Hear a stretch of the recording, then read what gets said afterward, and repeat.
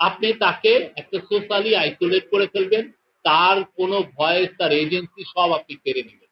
ঠিক 15টা বছর এই কাজগুলো হয়েছে, এবং যারা করেছেন আমাদের আশেপাশের আমাদের ভাই বোন সবাই, তারাই। আপনি দেখবেন যে সে হয়তো আপনার সাথে রিলেটেড, সে হয়তো আপনার পাড়ার সিনিয়র ভাই, এরাই এই কাজগুলো করেছে। আমরা নতুন বাংলাদেশ গড়তে চাই। নতুন বাংলাদেশে আমরা রেসপন্সিবল জার্নালিজম করতে চাই, আমরা ক্রিটিক্যাল জার্নালিজম করতে চাই। আমার বিরুদ্ধে যদি কিছু থাকে আপনি লেখেন, জোর গলায় রাখেন, আমাদের বিরুদ্ধে জোর গলায় রাখেন। আমরা এমন একটা জার্নালিজম করতে চাই যে জার্নালিজম শেখ হাসিনার 15 বছরের জার্নালিজমের থেকে অনেক অনেক দূরে। এমন একটা ইন্ডিপেন্ডেন্ট জার্নালিজম, সে প্রত্যেকটা গভর্নমেন্টকেই যেন কাঠ গড়ায় দাঁড় করায়, সেটা আজকে ইন্টারিম গভর্নমেন্ট হোক বা পরবর্তীতে পলিটিক্যাল গভর্নমেন্ট হোক। এমন একটা জার্নালিজম আসুক যেখানে কোনো জার্নালিস্ট যেন ইন্টিমিডেটেড ফিল না করেন, যে না আমি ভাই ভয় আমি লিখতে পারছি না, আমাকে অনলাইনে আমাকে হ্যারেস করা হচ্ছে, বা আমার এই ধরনের কোনো পরিবেশ না থাকে। এবং সেই বিষয়ে আমরা কিন্তু কাজও করছি। আপনারা দেখছেন যে আমরা একটা মিডিয়া কমিশন করেছি, এবং মিডিয়া কমিশনের রিপোর্ট আমরা আশা করছি এই মাসের শেষে পাবো। সেটার ফলে এটা নিয়েও আমরা আশা করি যে যখনই রিপোর্টটা হবে, প্রত্যেকটা জার্নালিস্ট গ্রুপ ইনক্লুডিং বিএফইউজে সবাই এটার নিয়ে ডিসকাশন করবে। দেখেন আপনাদের কথাগুলো এসছে কিনা, আপনারা যেই ধরনের ইন্ডিপেন্ডেন্ট এবং ফ্রি জার্নালিজম আপনারা চান, ফ্রিডম অফ প্রেস যেভাবে চান, সেইটার রিফ্লেকশন এই রিফর্ম কমিশনে আসছে কিনা সেটা আপনারা দেখবেন। এবং আমরা আশা করি আমরা নতুন একটা মানে ফ্রি প্রেস পাবো, যেখানে সবাই অকুত ভয়ের মতো সবাই যে কোনো পাওয়ারফুল পিপলকে তারা যেন অ্যাকাউন্টেবল করতে পারে, সেটা যত পাওয়ারফুলই হোক। সে আমি হই, আমাদের লিডার হোক, একটা পলিটিক্যাল পার্টির বড় পলিটিশিয়ান হোক, সবাইকে আপনি কাঠ গড়ায় দাঁড় করবেন। এটা হচ্ছে জার্নালিজমের কাজ। এবং আমরা আবারও বলছি, আমরা 1 থেকে 36-এ যে কাজ হয়েছে আমরা প্রত্যেকটা ডকুমেন্টেশন করতে চাই। যারা যারা এখানে আমি শুধুমাত্র দেখলাম হচ্ছে টেক্সটের ডকুমেন্টেশন, টেক্সটের বাইরেও তো অনেকগুলো বয়ান তৈরি হয়েছে ইউটিউবে, অনেকগুলো বয়ান তৈরি হয়েছে টক শোতে, আমি নিজে দেখেছি। আমি দু একটা বড় টিভির কথা আমি বলতে পারি, এবার নাম বলছি না, তারা এসে এসে বলছে যে এই স্টুডেন্টদেরকে বলতেছে টেরোরিস্ট। আপনি কখন একজনকে টেরোরিস্ট বলেন? সবাই মিলে টেরোরিস্ট বলা মানে হচ্ছে আপনি এই সাদিক টাইমকে আপনি মারার একটা লেজিটিমেসি আপনি তৈরি করছেন। ওকে যখন আপনি টেরোরিস্ট বলবেন তখন লিগালি আপনি বলবেন যে ওকে মারার একটা বৈধতা আছে।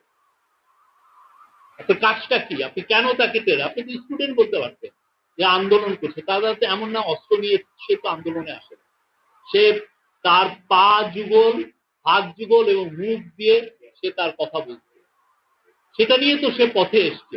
কিন্তু দেখা যাচ্ছে তাকে আপনি বলছেন জঙ্গি, তাকে আপনি বলছেন টেরোরিস্ট, তাকে বলছেন যে সে কারো কারো টাকা খেয়ে এটা করছে। আপনি অনেক ধরনের কোন ধরনের আপনি গল্প ফাঁসলেন। ফাঁদার মূল কারণটা কি?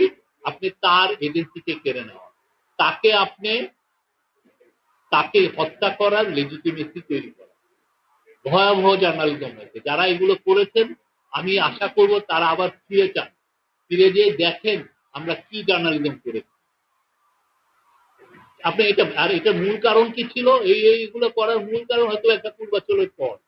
এই তো এটা পূর্বাচলের প্লট পেলে আপনি একটু ভালো থাকতে পারবেন, বা আপনার টাকা অ্যাকাউন্টে অনেক টাকা আসবে। আপনার কিছু কিছু দেখতে রিপোর্টও আসছে, এক একটা সাংবাদিক, এক সাংবাদিকে দেখবেন যে তার ইয়েতে 1000 কোটি টাকার উপরে ট্রানজাকশন হয়েছে। Can you imagine? একটা সাংবাদিকের পক্ষে আপনি যদি খুব ভালো কামান, আমি 20 বছর একটা বড় জায়গায় কাজ করেছি, আপনি যদি ভালো কামান কয় কোটি টাকা আপনি কামাইতে পারবেন সারা জীবন? এইগুলো হচ্ছে যে বয়ান তৈরির যে শিল্পে ওনারা নিয়োজিত ছিলেন, সেটারই এটা হচ্ছে, এটা হলো ফসল ওনারা তাদের অ্যাকাউন্টে তুলেছিলেন। ভয়াবহ একটা সময় গেছে। আমরা সেই ভয়াবহ সময়কে দূরে সরে ফেলতে চাই। আমরা নতুন বাংলাদেশ করতে চাই, যেখানে সব ধরনের ভয়েস থাকবে।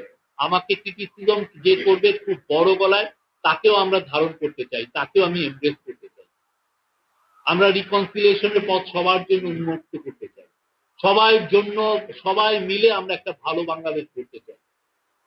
এমন একটা বাংলাদেশ যেখানে কোনো বৈষম্য থাকবে না, এমন একটা বাংলাদেশ যেখানে আপনি লেজিটিমেটলি আপনি যে কোনো মানুষকে আপনি ক্রিটিসাইজ করতে পারবেন, অবশ্যই সেটা এভিডেন্স সহ। আপনি এভিডেন্স নিয়ে যাকে ইচ্ছা আপনি ক্রিটিসাইজ করবেন এবং আপনাকে আপনার জন্য ইন্টিমিডিয়েশন না ফিল করে। আমি আর এটা নিয়ে বেশি করবো না, বাট আমি সবাইকে বলি এবং আমাদের যারা ইউনিভার্সিটি গুলো, আমি আবারও বলছি, বাংলাদেশ গভর্নমেন্ট এগুলো এই জায়গাগুলোতে এখানে সত্যিকার হচ্ছে এই ইনভেস্টিগেশন বাংলাদেশ গভর্নমেন্ট এটা করবে না, বা পুলিশ বা অন্য কোনো এজেন্সি দিয়েও এটা করবে না। এটা করলে যেটা হবে, সাংবাদিকরা ভাববে যে আমরা তাদের ইন্ডিপেন্ডেন্স বা তাদের ফ্রিডমে আমরা বাধা দিচ্ছি। এটা বরং প্রাইভেট কোনো অর্গানাইজেশন, বাংলাদেশে বেশ ভালো প্রায় 20-30টা ইউনিভার্সিটিতে জার্নালিজম ডিপার্টমেন্ট আছেন, তারা তাদের রিসার্চারকে নিয়োগ করে তারা এগুলো করে এবং এগুলো ডকুমেন্টেড করা আমাদের জন্য, আমাদের ফিউচার জেনারেশনের জন্য খুবই খুবই দরকার। এটা আমাদের করতেই হবে, তাদের কাছে, আমাদের ফিউচার জেনারেশনের কাছে এটা আমাদের দায়। এটাই আমার আজকের বক্তব্য এবং আমি থ্যাংক ইউ জানাই এই যারা এটা করেছেন। এই পেপারটা খুবই সুন্দর পেপার, আপনারা সবাই করবেন এবং আমি অর্গানাইজারদেরকে আবার থ্যাংক ইউ জানিয়ে আমার বক্তব্য শেষ।